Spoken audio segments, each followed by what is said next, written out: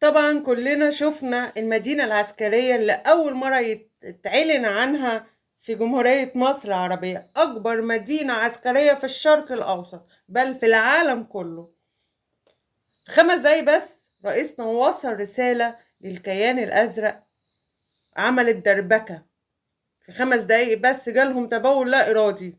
في 5 دقايق بس من صورة الدبابة وشرحها جالهم دربكة في دماغهم. الإعلام العبري كله كان بيتكلم على جمهورية مصر العربية. الإعلام العبري جات له هلوسة من اللي شافه امبارح. رئيسنا عبد الفتاح السيسي وصل رسالة قوية جدا للكيان الأزرق، وصل رسالة قوية جدا لأي عدو يفكر يقرب، واللي يقرب هيجرب. رئيسنا عبد الفتاح السيسي امبارح وصل رسالة قوية جدا للعالم كله بزيارته للبنتاجون المصري اللي مقام على العاصمة الإدارية الجديدة، من أقوى الأجهزة اللي موجودة في الشرق الأوسط. البنتاجون المصري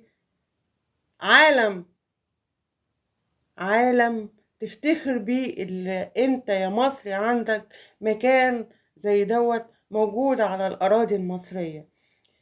رسالة مهمة جدا رئيسنا عبد الفتاح السيسي وصلها امبارح للعالم كله، اللي مصر دولة مش ضعيفة، مصر دولة قوية. ورسالة وصلها للعدو اني بندرس الكبيرة والصغيرة قبل الكبيرة. رسالة كانت قوية جدا امبارح. الإعلام العبري اتلخبط، جات له دربكة في دماغه من صورة شافها لصورة دبابة معينة اتفاجئ بيها، اللي المصريين بيدرسوا مميزاتها وعيوبها ونقطة ضعفها وازاي يقدر يهاجمها. رسالة قوية جدا رئيسنا عبد الفتاح السيسي وصلها امبارح للكيان او للعدو، اللي احنا صاحيين، بلدنا صاحية لأي حاجة، بلدنا أي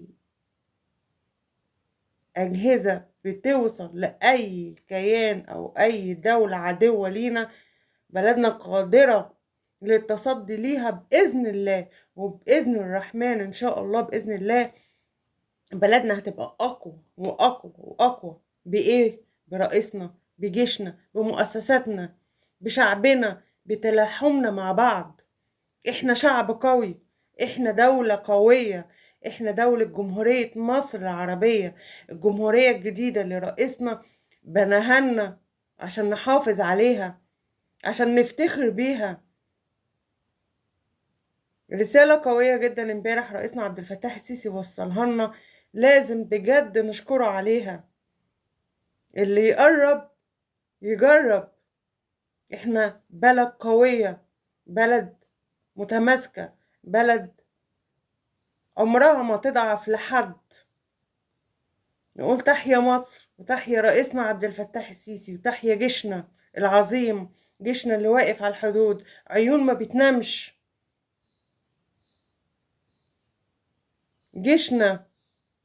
واحنا كمان شعب قوي نحافظ على بلدنا ونحافظ على وحدتنا الوطنية، ونحافظ على أرضنا، مش لينا، لولادنا، للأجيال اللي جاية إن شاء الله بإذن الله. رئيسنا عبد الفتاح السيسي وصل رسالة للعالم كله. رئيسنا لأول مرة يعلن على البنتاجون المصري، بنتاجون المصري. تحيا مصر، تحيا مصر يا شعب مصر. نحافظ على بلدنا، نحافظ على بلدنا. تحيا رئيسنا عبد الفتاح السيسي رغم أنف الحاقدين. تحيا جيشنا وربي يحفظ لنا جيشنا وبلدنا. تحيا مصر.